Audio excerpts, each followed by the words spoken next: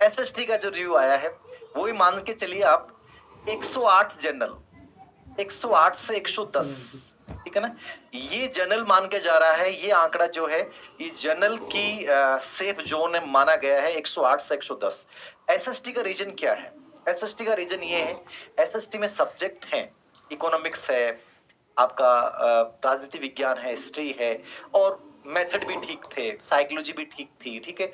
तो इस वजह से आईसीटी तो इतना बकवास था, ठीक है, कि जिसने तुक्के तो मारने नहीं थे। आईसीटी में जिसने तुक्का मारा वो इस धरती का सबसे मूर्ख बच्चा, याद रखना। फिर रोते फिर गुरुजी माने लाग्यो कि मैं वो कर दिया, है ना, लागने से पुनिया बेटा, ठीक है ना। आईसीटी दिन सेवा चयन बोर्ड वालों ने कोई लेवल दिखाया तो आईसीटी में दिखाया है, ठीक है ना। बाकी तो लेवल दिखाया कहाँ पे उन्होंने? साइकोलॉजी भी कर ठीक थी, अच्छा था मनोविज्ञान।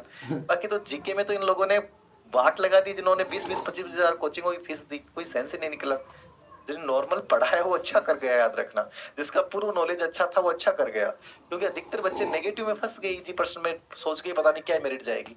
108 से 110 में मान रहा हूँ सेफ जोन है, कम भी हो सकता है, बट ये वो सेफ जोन है जनरल का।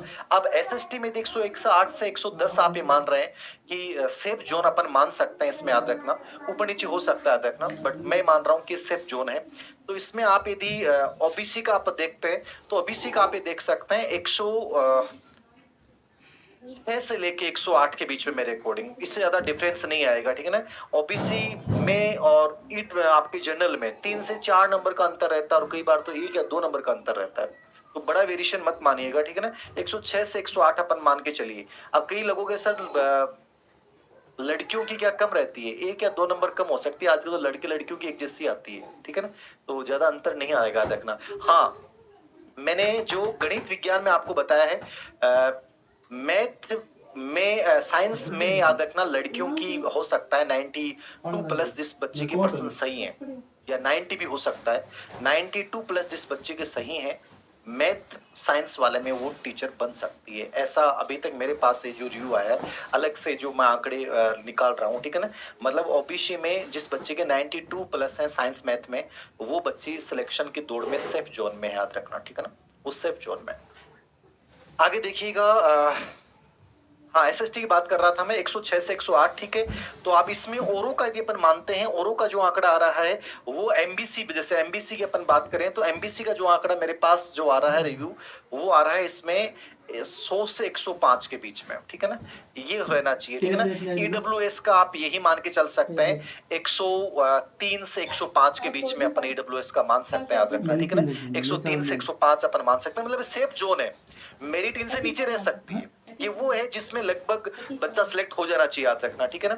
और एससी एसटी में यहाँ डिफरेंस आ सकता है 95 से 98 के बीच में जिस बच्चे के परसेंट सही है वो सब सिलेक्शन की दौड़ में है, मतलब इससे डाउन भी आ सकता है एसटी एससी का, ठीक है ना।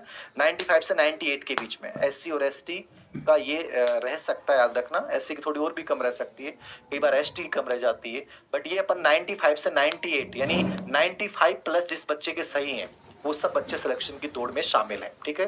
ये अनुमानित है, याद रखना, इसको फाइनल मत मानिएगा। मैं फिर कह रहा हूं, जो बच्चे सिलेक्शन में शामिल हैं संभावित में, वो भी छोड़ मत देना पढ़ाई को, और जो 100% बाहर हैं उनको तो गजब उत्साह के साथ दोबारा खड़ा होना है। मैं फिर कह रहा हूं, 1 साल बाद में तुम हार जाना, बैठ जाना, कुछ भी कर लेना, लेकिन ये 1 साल मेरे कहने पे, धीर सिंह सर के कहने पे 1 साल मेहनत कर लो।